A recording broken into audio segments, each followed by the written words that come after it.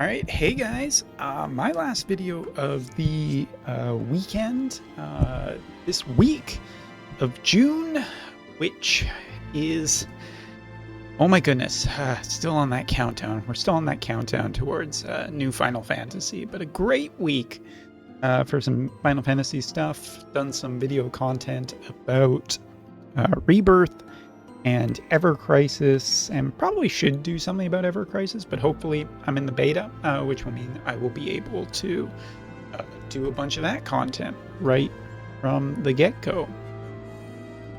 So yeah.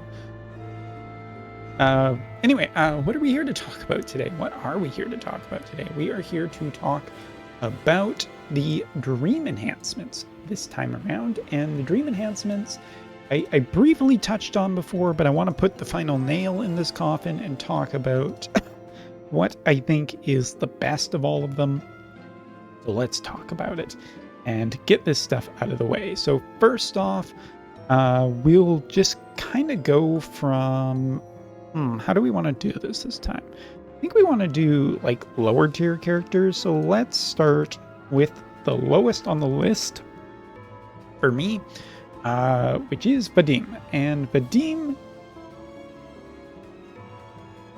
Oh, right. I still have the music playing from the previous video. Let's get that out of the way. I'm playing Final Fantasy IX music tonight in honor of the Memoria project, which is a really cool video if you haven't gone and watched it for Final Fantasy IX. It's really cool. I recommend going to watch it. All right. So this time around, we're looking at Pierce Evade, and we're looking at Magical Evasion. This character has a fair amount of resistance, and I think it's kind of interesting for a lower tier character coming around about this time, since Bridal Alaya and Lightning are so strong, and making this character who's kind of just an evadey character. While I'm normally not about evadey characters, in limited cost matchups, they can be kind of interesting if you stack them with hatred to get people to focus on them, and then you use basically them as kind of a soft, low-cost tank while you have your high DPSs in the back. So we're looking at Pierce Evade and Magical Evasion. It would be better, obviously, if it was like slash evasion more than anything. So kind of a little bit disappointing. And we're looking at, for his upgrade, his support skill, which is a move +1 agility, chance of being targeted down, which kind of works against that, and getting pierce and magic resistance. So he's like, you look at what this character is now, and he's like multifaceted against multiple types of damage, but I don't know, for whatever reason, I'm just not quite seeing this here. He does have an increase in evasion rate, and yeah, maybe the evasion thing could work in an interesting fashion for Lightning with a lower cost character, but I don't know. I just don't know if I see it here as opposed to just using Slime and freeing up way higher cost, because Slime just has pure, has the elemental synergy that I was kind of looking at earlier. So yeah, I'm gonna say that Vadim is probably not the one, and I don't think he's that good after all is said and done. Next up on the list is Lorila, and Lorila, man oh man, just permanently like one of my more favorite characters, although I've never really developed her that much, mainly because she's never really got there for me. And you look at like her master ability, which gives her some interesting stuff. She's pure critical now with defense penetration, block rate up, and upgrading, I believe, her support skill. Yep. So the rest of her kit stays pretty much stays the same, except now we're looking at, the range +1, accuracy, critical damage, and when she gets a crit now, she's also decreasing the agility on the target. Given that her range is fairly high because of this, and because of this, it is kind of a long range debuff, and if she runs her like job level 25 skill, which also increases her range, I mean, she can basically hit anything on the map. And she has a large AoE that can also restore AP when performing critical hits. So I think she's an interesting tempo character, especially for people who are looking for wind and a low-cost character for wind.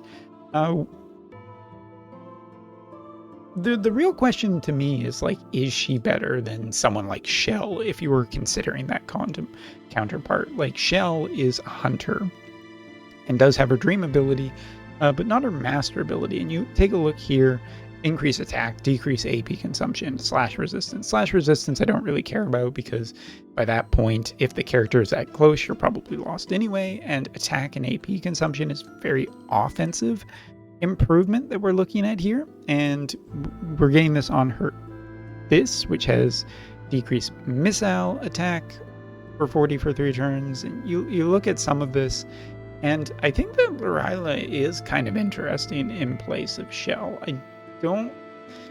Again, not sure if it's enough to really get there, but Dario is kind of already in the lower tier slot, but you throw that along with like Flag Glassy with her 140, maybe it's enough to really get there. I'm gonna be honest, I'm really biased towards Lorila.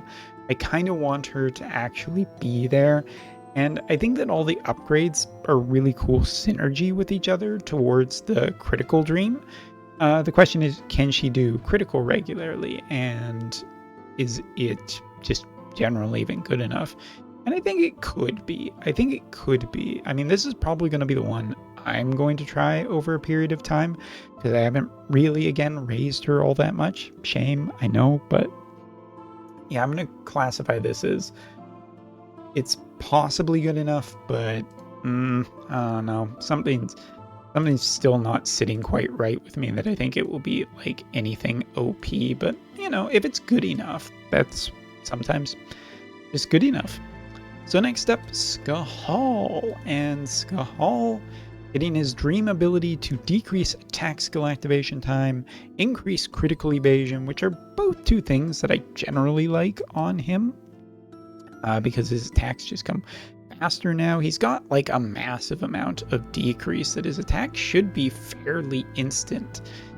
Taking a look, I do believe it's Thundaga that has been improved.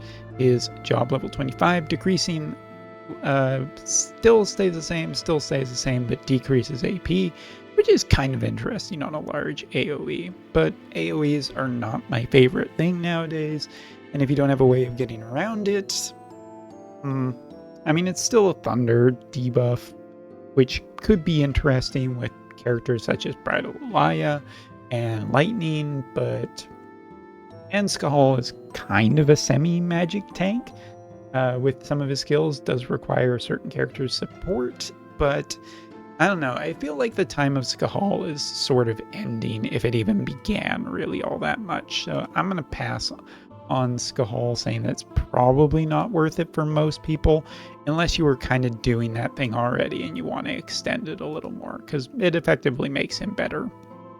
And there's not really a ton of argument against that. All right, next up is Raldor, and Raldor is one of those characters that I have a shitload of orbs for, but as you can see, I've never actually really done that much. So taking a look at him, I mean, you look at him and his attack has gotten steadily better over time. You look now, strike attack plus 15 with more resistances. Okay, I don't know if I'm like over the moon about that, but okay. And his job level 25, which breaks physical barriers on a single target, decreases defense penetration by 40, which, okay, again, and increases defense. So it effectively makes him more durable. And, strike is looking better and better all the time lately. So this guy, he's definitely not any kind of a tank, but could be used in interesting fashion with snow or Alphonse, if you were looking to make those characters more durable through an alternate way. The range isn't super high on this, and you look at Raldor versus like Alaya, who's just such a better DPS. I mean, it's fine. I think Raldor is fine and might even have a certain place against certain matchups, especially if Ice ever becomes super meta, but since that isn't really the case right now, I'm going to say no. All right. I think next up, we're going to jump over to a similar element, which is Glassy Regalia. Glassy Regalia, to me, is one of those characters that I kind of love. And taking a look at her, slash resistance 15, AoE resistance of 10. Really underwhelming to me because she's been vastly outclassed by characters using status effects and better DPS options nowadays. So we're going to look to her skill and hope that that is enough, which is her job level 25. Her big AoE dispels all buffs, haste, and physical and magical buffs, 220 mod, and decreases CT. So the decrease of CT is nice, and the damage is fair on this ability, and it is kind of a dispel function, but again, more of a utility upgrade than anything that's really going to push her. She kind of goes in a bunch of little different directions, but I feel like fire right now is fire evade or nothing, and even that's feeling a little bit shaky. As for fire magic, again, kind of had to go on the limited train if you really wanted to get there, and even then, I'm just not overly convinced about it with water being strong again. So, this one, probably not. Now, next up, I think there are some Master Ability 2s in here, but yeah, Starlit Elena. This one, I think we just ended up getting. I don't believe it was her Master Ability 2, although, no, it's not showing up for me, so I don't think so, but I'm getting confused now. Let's pretend that it is here. Slash attack resistance penetration of 20, dark resistance of 10. Both are fine, but this is a character that loses incredibly hard to Sephiroth anyway. And yeah, her job level 25 got upgraded. Accuracy increase of 30, and critical evasion of 30. If she has guts on her, but there are plenty of guts removal options on her, or on other characters, and or sorry, not guts. Yeah, no, I said that right. Why was I thinking re-raise? Anyway, light evasion has been dead for a while. It does have spots where it can do perfectly fine against certain teams, but I'm not investing in this one. But I think it was her Master Ability 2 this week that she got, which I'm also not over the moon. Like, I'm definitely forgetting something, but agility, magic, evasion rate, and reaction block all are generally good improvements, and as much as I love blue-haired girls, this is not. Oh yeah, never mind. It probably is her Master Ability too. I'm getting confused. So before I confuse myself even more, let's move to the next one. I guess that's a bonus review. Next up is McLeod, who I guess is another low-tier character, and one that has kind of slipped my mind. This character I quite liked early on, and haven't really said too much about him. Looking at what he has overall gotten, decreased AP consumption, critical damage, critical rate, AoE resistance, I think are all pretty nice. Dream ability, attack plus 20%, and pierce attack plus 15 really pushes him towards offense, and Trick Lancer is a pretty cool class, and here we're looking at reducing counter chance on a fairly large or long range AoE, 165 dispelling haste, and increasing pierce attack resistance for 40 for his future attacks. It's a little bummer that this ability isn't right on the start, since it is one of his stronger abilities, so it's a little bit slow to go, but it's also fairly powerful, and he's not bad. And we do have another ice character with high range. So yeah, I kind of like it. And I kind of like his upgrade for a lower tier cost character. Next up, Majin Fina, who is very much, I believe, it was just her Master Ability too. She had her, anyway. Magic attack resistant penetration of 20, magic plus 20, single target resistance 10, critical evasion of 20. Perfectly fine. She's already in a fairly strong team, so yeah, just do the upgrade. And I'm not even going to switch character screens to her because, yeah. Next up, we'll talk about Bara, I think. Now, if Bara doesn't have her Master Ability 2, so here we're just looking at her Dream Enhancement. Dream Enhancement, Magic plus 20%, AoE resistance of 15. Both are fine. Here, Thunder Magic, again, I think is going to be replaced by Thunder Physical soon, which means that this is a kind of out-of-season, a little bit slower of a upgrade, because it's not essentially really where Thunder is kind of going, and here we're looking at a large AoE that's decreasing Spirit by 35 for 3 turns, which is fine, but if there's resistance against this, then it's pretty bad, and I don't know. I think that this, hopefully Global gives her a slightly better upgrade, because I'm not really feeling this one. And still not going towards, let's talk about Shell, because we talked a little bit about Shell, but I want to talk just a wee bit more about her, and I think she's, yes, one of my not upgraded characters. Dream Enhancement, attack plus 20%, AP consumption down, and slash resistance, a fairly hefty upgrade considering that she doesn't have her Master Ability 2 yet. Very offensive and good from a long range perspective. Looking at what we are getting here, decrease CT, decrease range, decrease missile attack, increase human killer. It's on an AoE, which means it can hit multiple targets. The human killer is at the end there, and this is a very anti-range unit. And if you're against range units, there's some lightning right now. I'm trying to think if there's anything else. Besides ice.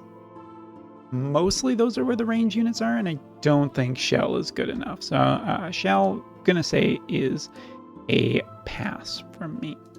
But that brings us to, I do believe, our final unit to talk about tonight and this batch, which is the Queen of Range units, one of the best characters in the game, Alaya. And yes, I haven't 140'd her yet because I'm slow this week. Let's talk about Alaya. Attack plus 20%, Wind Killer plus 20. Basically makes her best matchup in most matchups, even just pretty good. Looking at the ability that we are getting upgraded here,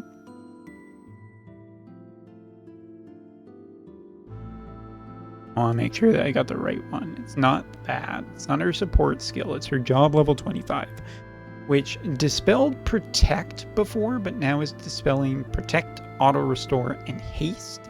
While also, same modifier, still piercing damage, still doing the same. So basically it's getting rid of a couple of extra things off of it. And yeah, I don't really know what to say here. I think it's fine. Alaya is just like Flag Glassy are still two of the best units in the game, even after all this time, and they really didn't need a super big upgrade, and they didn't kind of get, but they did get some nice overall utility to make them just a little bit stronger. Is it going to push them into being like triple S units? No, but I think triple S units have kind of faded from JP. There's a lot of strong units, but for the most part, feels fairly wide in what you can run and find success in with different elements, and even just job teams. So I think it's generally pretty positive. So I guess to recap, my two favorites from this overall, not personal favorites, are probably Alaya and McLeod. I don't like Bara, Charisse, Glassy Regalia, Skahal, because of the way certain elements are directionally going. Raldor might find a spot just because of strike teams, but I'm not overly convinced on it. As for Vadim and Lorila, I'm just hoping for Vadim. I don't know if there's anything there, but given the success of Thunder as a physical element lately, I think that it's a possibility. So yeah, hopefully you found this video insightful and interesting as I have talked for a successful another 20 minutes. Thanks so much for watching, take care, and we'll see what next week brings for both JP and Global. See ya.